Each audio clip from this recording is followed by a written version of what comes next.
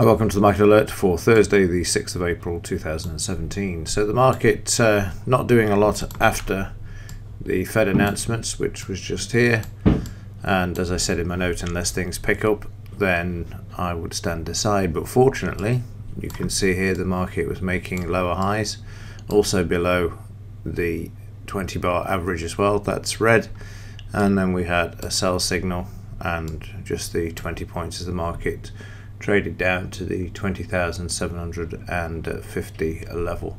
It stayed there for a while, and then just as we headed into the last half an hour, the market dropped 100 points. So the effect of Yellen saying, or on behalf of everybody from the Fed, that the stocks are in a bubble seems to be having some sort of effect, and you can see that the market's sideways to lower on the overnight as well.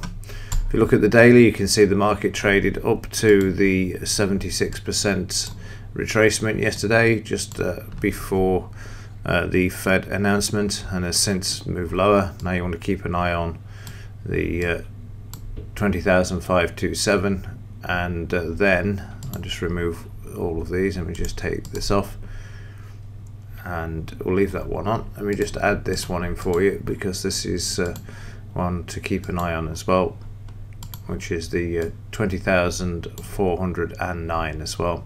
Short side seems to be dominating at the moment, and I'm only expecting more of this. They'll try and bring the market back, but the party's over. You can see this now as you look at let me just remove this, let me just tidy this up a bit, bring this in a bit.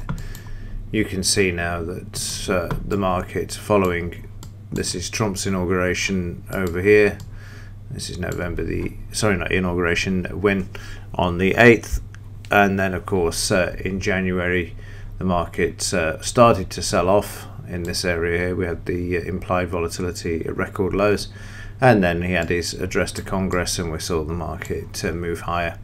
But the party is over.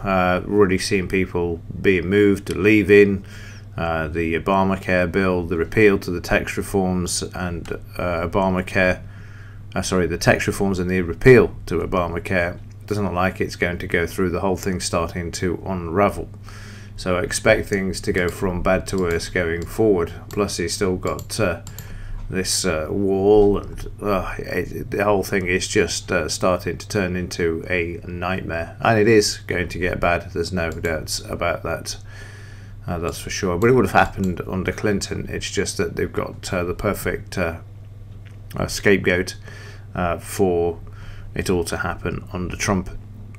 It'd be interesting to see what happens in May as well, because the usual saying of sell in May and go away. I think I did some research on this last year. I think it was 9 times in the last 10 years the market had fallen. We'll revisit that. Maybe it was 8. I can't remember. It's a year ago and I've slept since then.